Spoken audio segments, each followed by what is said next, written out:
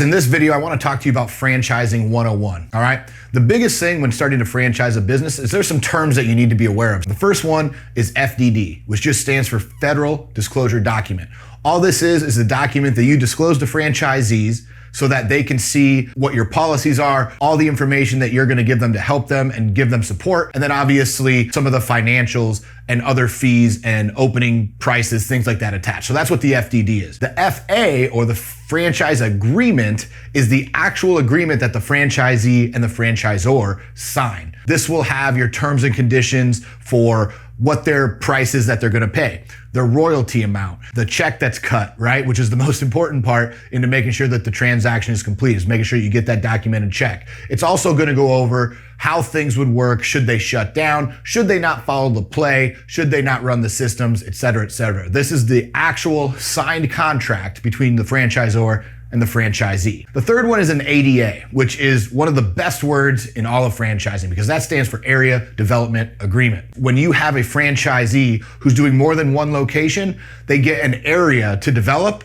And the most important thing when you're going through this is the timeline that you attach to the Area Development Agreement. Most businesses will have a certain time frame when they sign this ADA of when they have to open their first, second, third, fourth, fifth, as many locations as they have. It will all be documented out into this time frame. Franchisees, if they're doing it right, will want, and especially if you're a franchisor and you want to do it right by your franchisee, give them longer times at the beginning, and then as profitability and cash ramp up, they can open them faster and faster. But the ADA is huge. The most important document, though, that most people are going to want to look at is called your Item 19.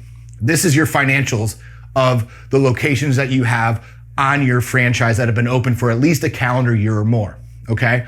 These are the numbers that are gonna show how much the average income is, how much the average sales are, what the costs are, what the expenses are, and what you're bringing down to the bottom line. On top of this, on an Item 19, most of the time, you're gonna wanna take out the royalty percentage so that you're giving your franchisee an actual exact estimate of what your current locations are doing and what they would actually be bringing home after they pay you your fee. So that's a really important thing there. But the Item 19 is what most investors want to look at. So this is the most important thing to have super strong with your company. Last two things, lawyers, right? You're going to incur a ton of lawyer fees because of state and federal regulations. When you franchise, you are a federally regulated company. You have to go through an auditing process every single year. Oh, you almost had me.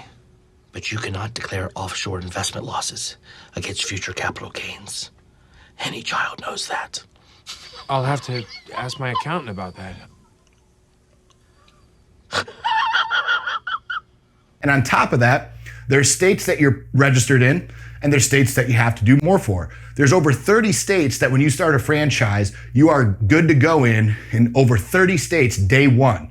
The other remaining states can be anywhere from a fee in an application all the way to a review, and could take anywhere from 2 days to 6 months plus to get approval. For instance, in Virginia, it took us literally 9 months just to get approved in their state to be able to sell franchisees. What does that mean for lawyer fees? It means they're not cheap. So if money is an issue for you when you're starting out your franchise, only develop in states where you have people interested in deals. And again, you can't disclose those deals until you're registered in that state, but don't just go out and try to register every state right away because you're gonna spend 6 figures plus just in lawyer fees to get set up, plus then get into all those states. It's gonna be a massive bill that you don't want. Take it state by state. But these are the main ingredients when you're doing franchising. So when you hear people talk about franchising lingo, make sure you send them this video, or if they don't know, this will help them a lot in just the general terms that they're gonna wanna know for franchising.